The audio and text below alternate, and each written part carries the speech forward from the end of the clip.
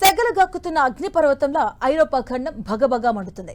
ఇంతకీ ముందెన్నప్పుడు చూడనట్టి ఎండలతో జనం అల్లాడిపోతున్నారు. అంతేకాదు పిట్టల్లా రాలిపోతున్నారు. జూన్ 19న 18 మంది వడదెబ్బతో మరణించగా ఈ సంఖ్య 1400కు చేరింది. ఇంకా పెరుగుతుంది కూడా. ఐరోపా దేశాల్లో ఇంతటి ఉష్ణోగ్రతలు ఏర్పడడానికి కారణమేంటి? సమ్మర్ హైయెస్ట్ టెంపరేచర్ కి ఏకంగా రెట్టింపు టెంపరేచర్ నమోదు కావడానికి అసలు కారణమేంటి? Have a look. పిట్టల్లా రాలిపోతున్న జనం, యూరప్ అంతా నిప్పుల కొలిమి, 1300 మందికి చేరిన మరణాలు, వాతావరణంలోని ప్రళయానికి సంకేతమంటున్న సైంటిస్టులు, ఒమేగా బ్లాక్ తోనే ఈ ఉత్పాతమంటూ అంచనాలు, జర్మనీలో తగలబడిపోతున్న అడవులు, రెండో ప్రపంచ యుద్ధం నాటి బాంబుల్లా బ్లాస్ట్, యూరప్ ని హీట్ వేవ్స్ ఉక్కిరి బిక్కిరి చేస్తున్నాయి. వైల్డ్ ఫైర్స్, రవాణా అంతరాయాలు, విద్యుత్ సమస్యలతో ప్రజలు ఇబ్బందులు పడుతున్నారు. ఎండ దెబ్బకు ఫ్రాన్స్ లో 1000కి పైగా మరణాలు నమోదైనట్లు అంచనా. జర్మనీలోని అడవుల్లో మంటలు చెలరేగటంతో రెండో ప్రపంచ యుద్ధం కాలం నాటి బాంబులు పేలుతున్నాయి.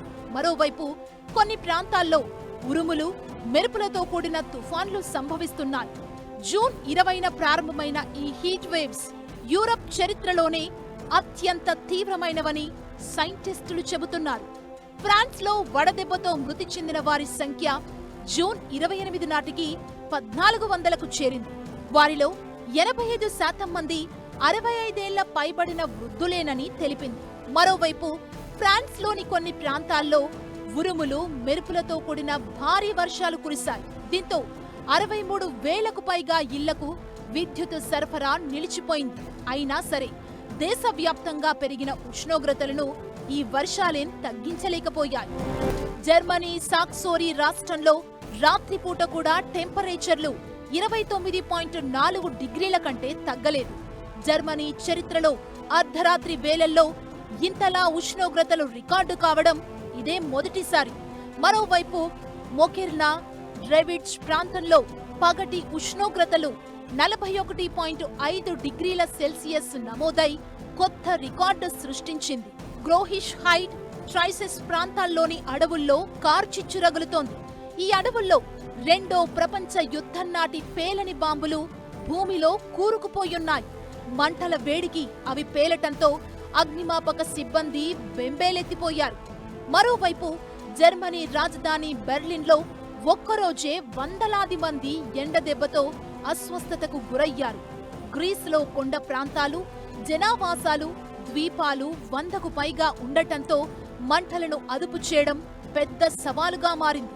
అందుకే శాటిలైట్ బేస్డ్ టెక్నాలజీని వాడుతున్నారు. ఈ విపరీతమైన ఎండలకు ప్రధాన కారణం అంతరిక్ష వాతావరణంలో ఏర్పడిన ఒమేగా బ్లాక్ అని శాస్త్రవేత్తలు చెబుతున్నారు. గ్రీకు అక్షరం ఒమేగా ఆకారంలో ఉండే వాతావరణ పరిస్థితినే ఒమేగా బ్లాక్ గా చెబుతుంటారు. భారీ అధిక పీడన వ్యవస్థ 2 అల్పపీడన ప్రాంతాల మధ్య చిక్కుకుపోతోంది.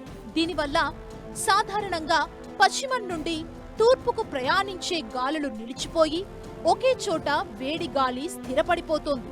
ఈ హీట్ డోమ్ కారణంగా ఆకాశంలో మేఘాలు ఏర్పడవు. దాంతో సూర్యరశ్మి నేరుగా భూమిపైకి ప్రసరిస్తుంది. ఇదే ఉష్ణోగ్రతలు భారీగా ఏర్పడ్డానికి కారణం. అందుకే యూరోపియన్ యూనియన్ దేశాలు ఇప్పుడు వారి జీవితంలోనే ఎరగని వేడి వాతావరణాన్ని ఎదుర్కొంటున్నారు. అడపాదడపా వర్షాలు పడుతున్నా అవేవీ కూడా ఈ హీట్ డోమ్స్ ని బ్రేక్ చేయలేకపోతున్నట్లు తెలుస్తోంది.